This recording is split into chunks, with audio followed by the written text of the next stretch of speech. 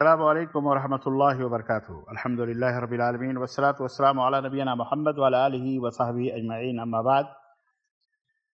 پیارے مسلمان بھائیوں اور بہنوں، رمضان المبارک کا یہ بابرکت مہینہ اب جلد سے جلد ہم سے رخصت ہونے والا ہے۔ لوگ عید کی تیاریوں میں مصروف ہیں، لیکن ٹھہریے، عید کی تیاریوں سے پہلے آپ صدقہ فطر کی حقیقت کو سمجھ لیں کہ صدقہ فطر کیا ہے، اور صدقہ فطر کب نکالنا ہے، کیسے نکالنا ہے، کتنا نکالنا ہے، اور کس کو دینا ہے، اور کیسے دینا ہے۔ صدقہ فطر در حقیقت یہ وہ صدقہ ہے جسے انسان عید الفطر کے دن نماز عید ادا کرنے سے پہلے پہلے نکالتا ہے، اور اس کو زکوٰۃ فطر بھی کہا جاتا ہے۔ صدقہ فطر جس سن 2 ہجری میں رمضان المبارک کے روزے فرض ہوئے، اسی کے ساتھ ساتھ صدقہ فطر بھی سن 2 ہجری میں ہمارے اوپر فرض ہوا۔ صدقہ فطر کا حکم کیا ہے؟ بخاری اور مسلم میں حضرت عبداللہ ابن عمر رضی اللہ تعالی عنہما سے روایت ہے کہ رسول اللہ صلی اللہ علیہ وسلم نے زکوٰۃ فطر میں ہر مسلم آزاد، غلام، مرد، عورت اور چھوٹے اور بڑے پر 1 صاع کھجور یا 1 صاع جو نکالنا فرض قرار دیا ہے، اور یہ حکم دیا ہے کہ عیدگاہ جانے سے پہلے یہ زکوٰۃ فطر ادا کر دی جائے۔ یہ حدیث صحیح بخاری اور صحیح مسلم کے اندر ہے۔ ابن منذر وغیرہ نے اس کے واجب ہونے پر اجماع نقل کیا ہے، تو یہ اجماع کی مانند ابن اسحاق کا کہنا ہے کہ اجماع کے مانند ہے۔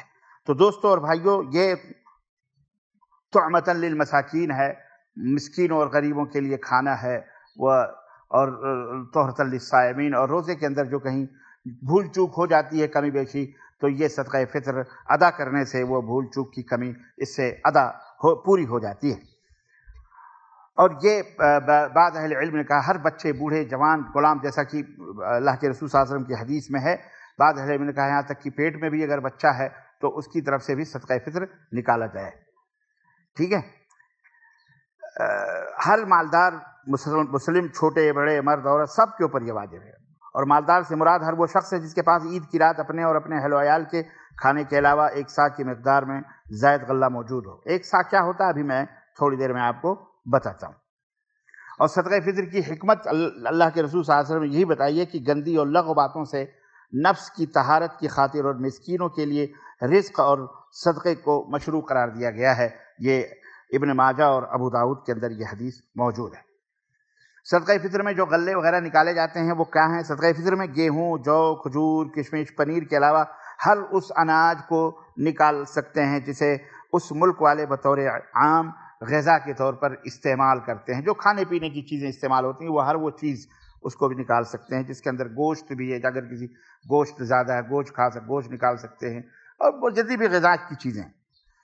اور صدقہ فطر کی مقدار جیسا کہ بتایا ہم نے کہ نبی صلی اللہ علیہ وسلم نے 1 صاع غلہ واجب قرار دیا ہے، اور 1 صاع جو ہوتا ہے وہ 4 مد کا ہوتا ہے، اور 4 مد تقریباً ہمارے اس دور میں کلو گرام کے حساب سے 2.5 کلو گرام، 2.25 کلو گرام یعنی سے ہوتا ہے، اور برابر ہوتا ہے، یعنی تقریباً 3 کلو سمجھ لو، زیادہ ہو جائے تو کوئی حرج نہیں، 3 کلو غلہ یا 2.5 کلو، 2.25 کلو غلہ نکالے۔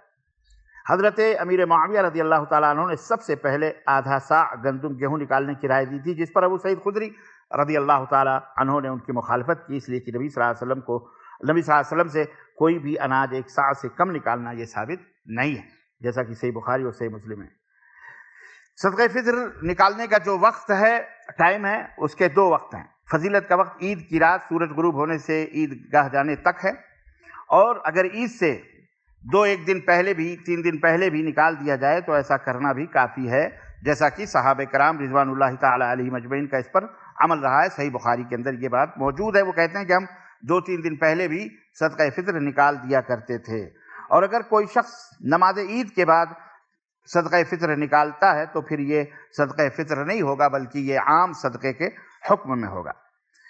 ایک سوال یہ عام طور پہ پیدا ہوتا ہے کہ محترم، صدقہ فطر میں نبی کریم صلی اللہ علیہ وسلم اور صحابہ کرام سے قیمت نکالنا ثابت ہے کہ نہیں، لہذا فطرے میں نقدی روپیہ پیسہ نکال سکتے کہ نہیں؟ حقیقت یہ ہے کہ اللہ کے رسول صلی اللہ علیہ وسلم سے یا صحابہ کے دور میں درہم بھی تھے، دینار پیسے بھی تھے، لیکن آپ صلی اللہ علیہ وسلم نے نہ ان کی مقدار کی نہ قیمت کچھ بھی نکالنے کا حکم نہیں دیا، بلکہ غلہ ہی نکالتے تھے۔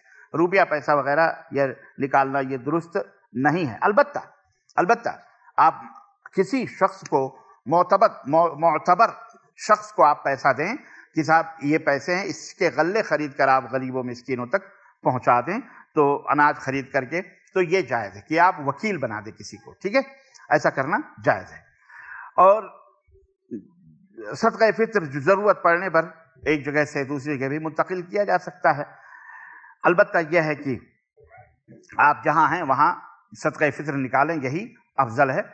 تو یہ چند احکام تھے میرے پیارے بھائیوں اور بہنوں صدقہ فطر کے تعلق سے، مختصراً تھوڑا لمبا ہو گیا لیکن آپ کی خدمت میں نے عرض کیا ہے، تاکہ اب چونکہ صدقہ فطر نکالنے کا وقت آیا ہے، آپ حضرات اس کی تیاریاں کر لیں۔